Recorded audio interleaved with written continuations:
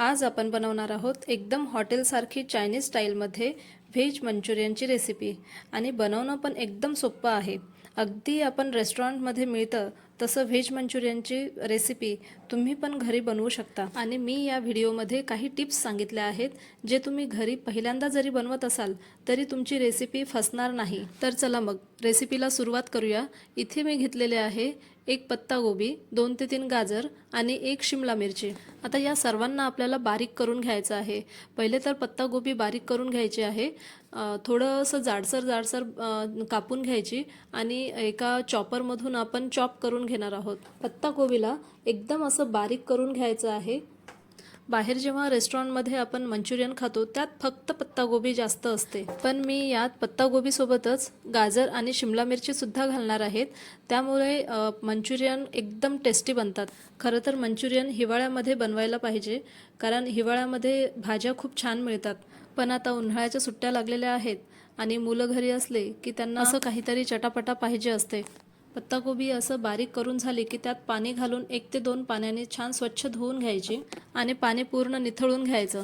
एखाद्या स्टीलच्या चाळणीमध्ये घालून पाणी पूर्ण निथळून घ्यायचं, कारण ह्यात पाणी बिलकुल असायला नको, कारण नंतर ह्याला पाणी सुटतं.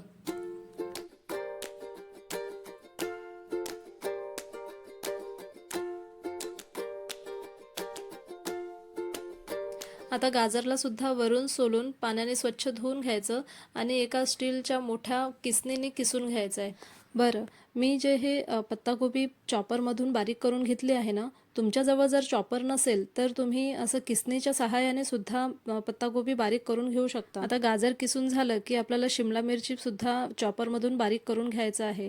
त्यासाठी छोटे छोटे तुकडे करून घ्यायचे आहे शिमला मिरचीचे आणि चॉपरमधून बारीक करून घ्यायचं आहे. अशी शिमला मिरची बारीक झाली की आपल्याला ते पत्तागोबी आणि गाजर ह्याच्यात ॲड करायचं आहे.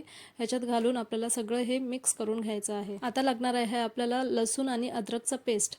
त्यासाठी 7 ते 8 लसूणच्या पाकळ्या घेतल्या आहे आणि अद्रक असं खलबत्त्यामध्ये वाटून घ्यायचं आहे आणि त्यामध्येच ॲड करायचं आहे. हे जे अद्रक लसूणचं पेस्ट आहे हे स्किप नाही करायचं, त्यामुळेच मंचुरियनला आणखी टेस्ट वाढते. आता यात आपल्याला घालायचं आहे 1 कप मैदा आणि जवळजवळ 1 कप भर कॉर्नफ्लोअर. त्याचबरोबर 2 मोठे चम्मच लाल तिखट घालायचे आहे आणि 2 चम्मच मीठ घालायचं आहे आणि फूड कलर घालायचं आहे. फूड कलर हे चिमूटभरच घालायचं आहे.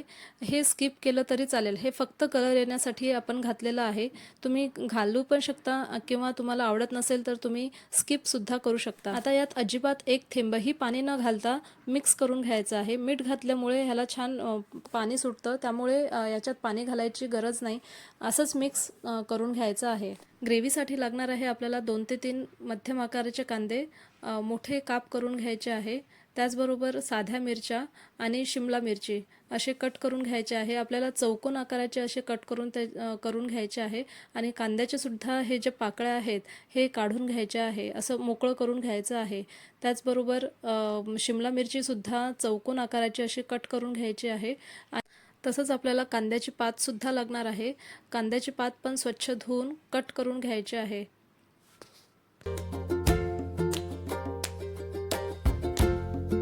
तसेच 3 ते 4 लसूणच्या पाकळ्या सुद्धा आपल्याला कट करून घ्यायचे आहे. आता गॅसवर कढई ठेवायची आणि तेल गरम करायला ठेवायचं. तेल गरम जोपर्यंत होते तोपर्यंत आपल्याला मंचुरियनचे बॉल्स बनवून घ्यायचे आहे. हाताला तेल किंवा पाणी लावून असे छोटे छोटे बॉल्स बनवून घ्यायचे आहे. तुम्हाला केवढ्या आकाराचे तुम्हाला मंचुरियन पाहिजे आहे त्यानुसार तुम्ही छोटे मोठे करू शकता. असं पहिलेच आपण मंचुरियनचे बॉल्स बनवून घेतले की तेल गरम झालं की पटापट आपल्याला तेलामध्ये सोडायला सोपं जातं. त्यामुळे थोडे मंचुरियनचे बॉल्स बनवून घ्यायचे पहिलेच. आता इथे मी तेल गरम झालं का हे चेक करण्यासाठी छोटासा एक मंचुरियनचा तुकडा टाकला. तेल पण गरम झालं होतं. त्यात आपण मंचुरियनचे बॉल्स टाकायचे आणि छान सोनेरी असे गोल्डन कलर येईपर्यंत तळून घ्यायचे. शक्यतोवर मंचुरियन हे मंद आचेवरच तळून घ्या. छान गोल्डन आणि आतमधून पण छान शिजतात. जर फुल फ्लेमवर तुम्ही तळून घेत असाल तर ते वरून फक्त कलर येणार, आतून मंचुरियन शिजणार नाही, कच्चे राहतील.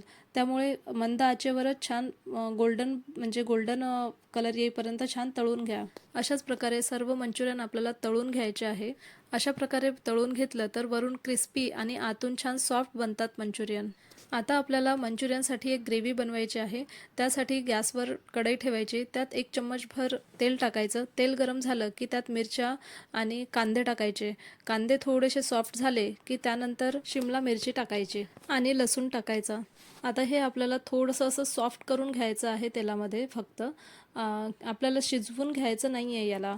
आणि ह्याच्यात मीठ पण टाकायचं नाही. मीठ टाकून सॉफ्ट नाही करायचं, कारण आपल्याला पुढे सॉस टाकायचं आहे यात.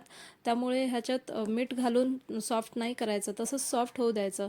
त्यानंतर आपण बारीक चिरलेलं जे कांद्याचे पात आहे ते पण टाकायचं आहे आणि थोडासा वेळ सॉफ्ट होऊ द्यायचं. त्यानंतर आता यात आपल्याला काही सॉस घालायचे आहे, जसं tomato sauce, red chilli sauce आणि डार्क सोया सॉस. असे हे तिन्ही सॉस घालून आपल्याला हे छान आपल्याला मिक्स करून घ्यायचं आहे.